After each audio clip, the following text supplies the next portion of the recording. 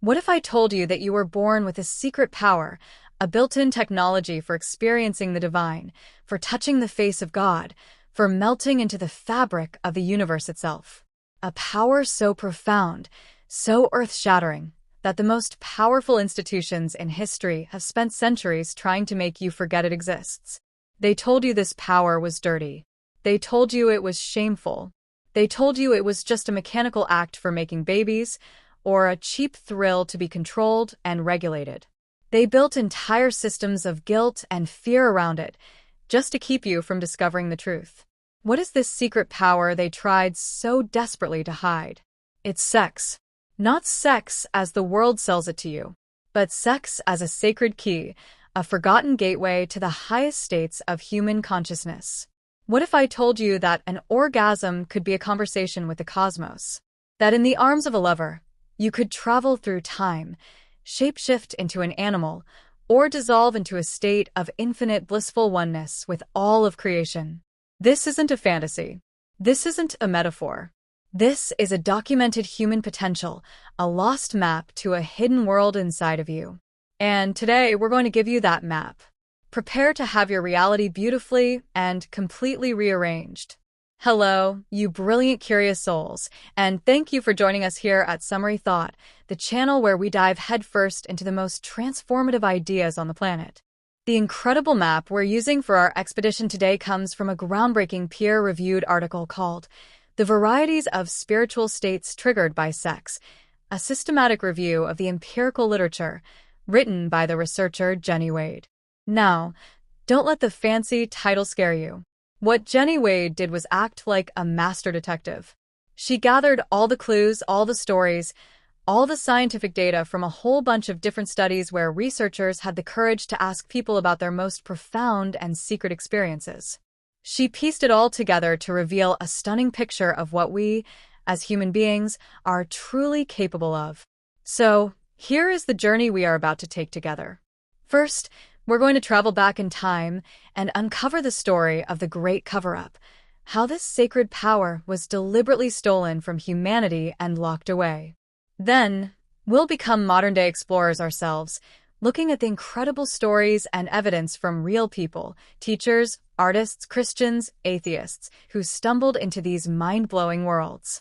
Next, and this is the main event, we are going to walk through the 17 documented doorways of perception that sex can open. We're talking about experiences so profound they sound like something out of a myth or a scripture. And finally, we'll look at the secret keys, the special conditions that seem to invite these magical experiences, helping to unlock the door within you. This is more than just a summary. This is an invitation to remember a forgotten part of yourself. Let's begin. Part 1. How a sacred power was stolen from you.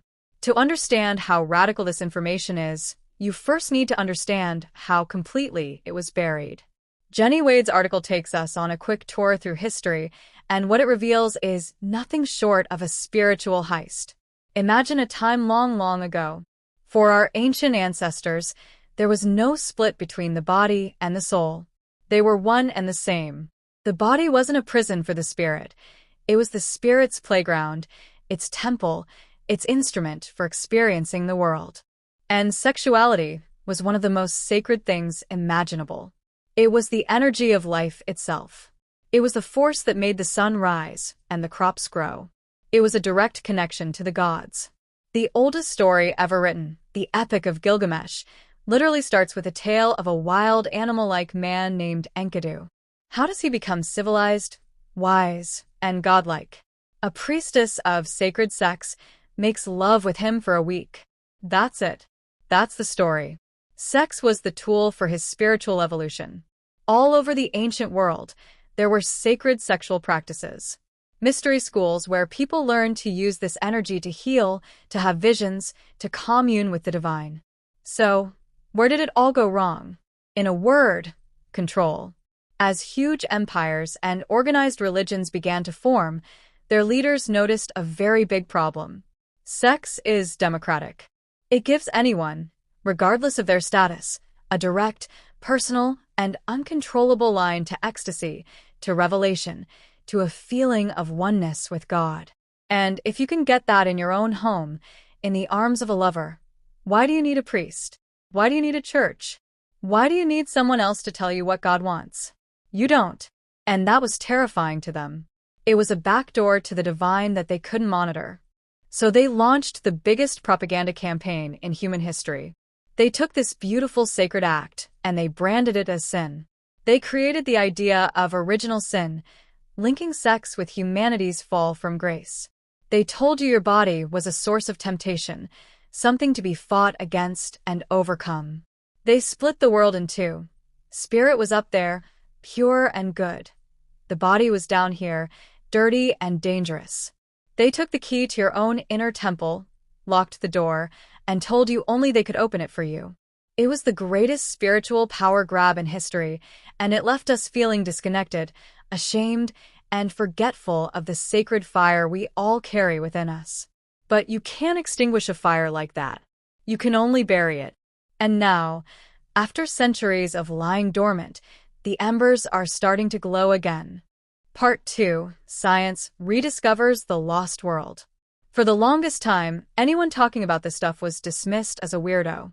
It was confined to ancient dusty books on Tantra or whispered about in fringe spiritual circles. But then something amazing happened. A few brave explorers in the world of science and therapy started to do something very simple, but very radical. They started to listen. They started asking people, without judgment, about their deepest sexual experiences. And the stories they heard were so incredible, they couldn't be ignored. Jenny Wade's article is the treasure chest where all these stories are gathered. She looked at the work of 10 different researchers who had interviewed hundreds of everyday people. And what they found was that these spiritual sexual experiences weren't rare. They weren't just for enlightened gurus in a cave. They were happening to ordinary men and women all over the world who had accidentally stumbled through a hidden doorway in their own consciousness. The whisper of these individual, secret experiences, when gathered together, became a deafening shout. A shout that tells us that this capacity is a natural, built-in part of being human. It's our birthright. So, what exactly is on the other side of that doorway? Let's take a walk through the magical lands that these explorers have mapped for us. Part 3. The 17 Doors of Perception, a tour of the inner cosmos. Get ready, because this is where reality starts to feel a lot bigger and more mysterious than you were told. Based on the reports of hundreds of people, Wade identifies at least 17 distinct types of spiritual experiences that can be triggered by sex. These aren't just vague feelings of love. These are full-blown, reality-altering states of consciousness. Let's look at some of the most mind-blowing ones. The most common, the one that appeared in all the studies, is the experience of Kundalini. Imagine a dormant volcano of pure life force energy sitting at the base of your spine. Kundalini is the awakening of that volcano.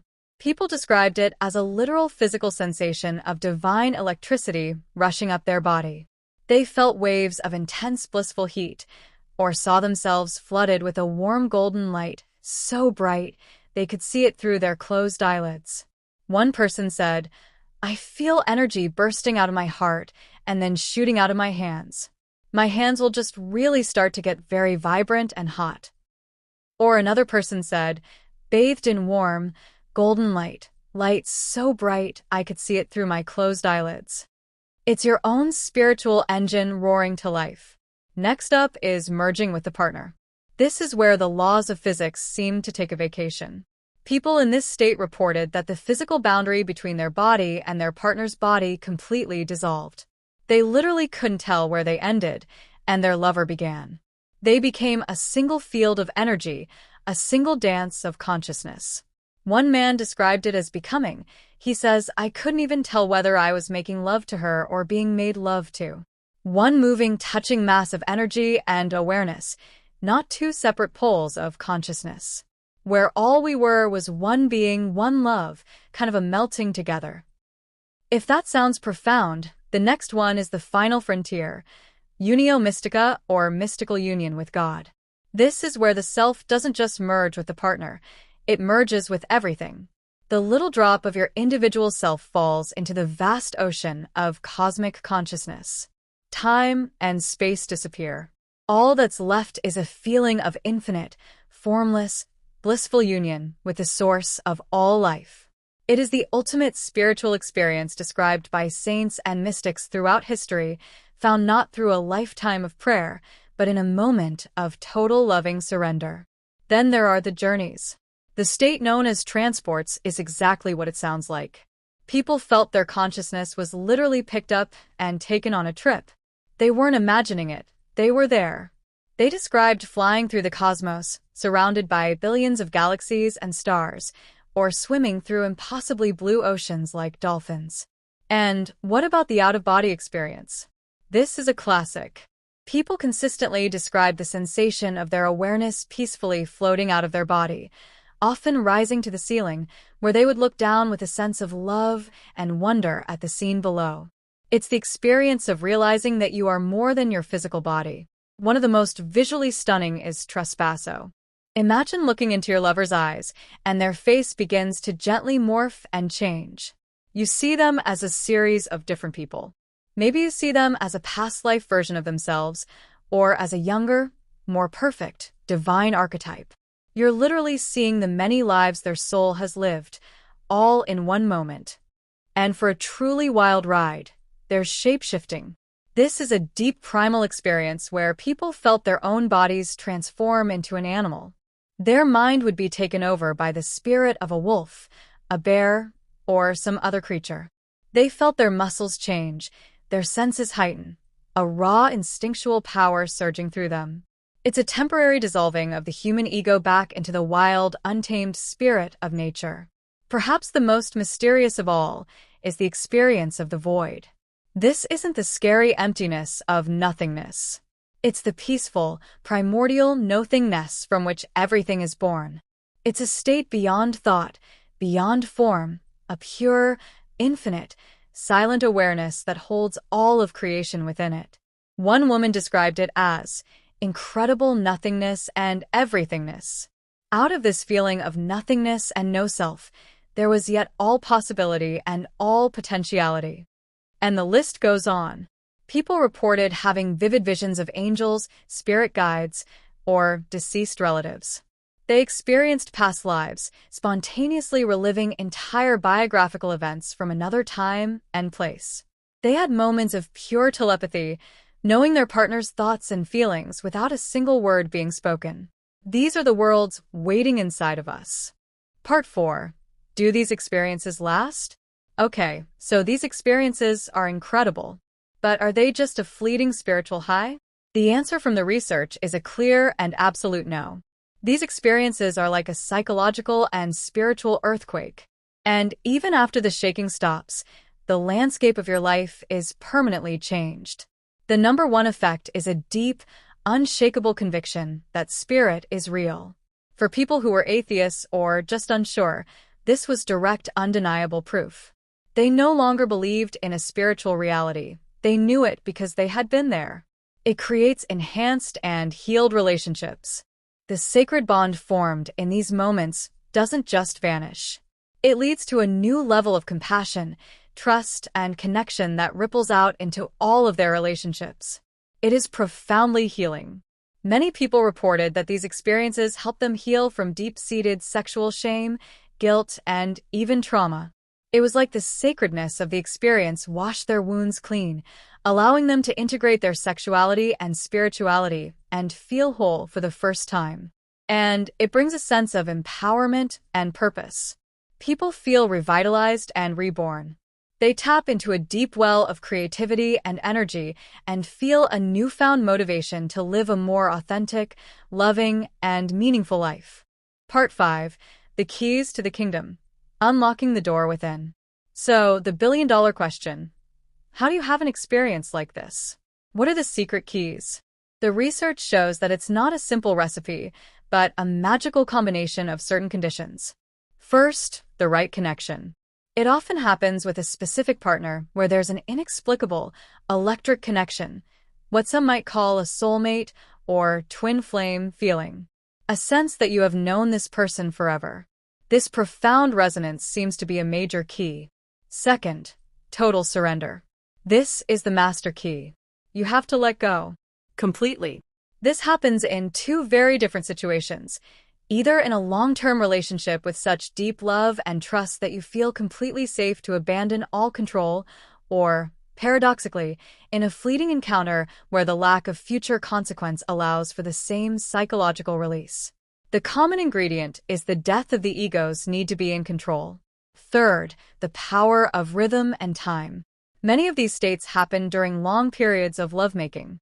The lovemaking process is the actual act of getting in the car and driving for hours and hours. The steady hum of the engine and the rhythm of the road eventually makes you stop overthinking and just enter a calm, focused zone.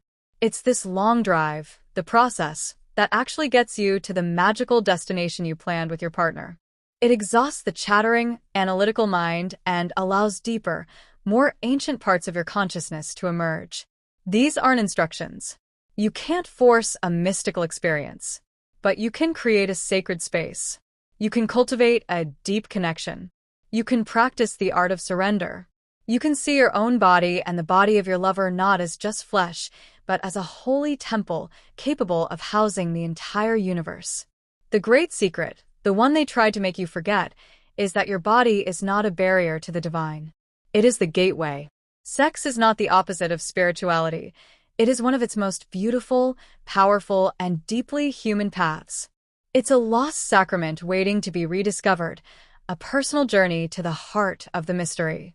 If this exploration has opened a new door in your mind, if it has sparked a sense of wonder about the incredible potential lying dormant within you, help us share this key with others.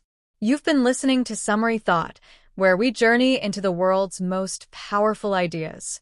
To join our tribe of curious minds, gently tap that like button, spark a conversation by sharing this with someone you love, and be sure to subscribe so we can continue these adventures together. Until next time, stay open to the magic.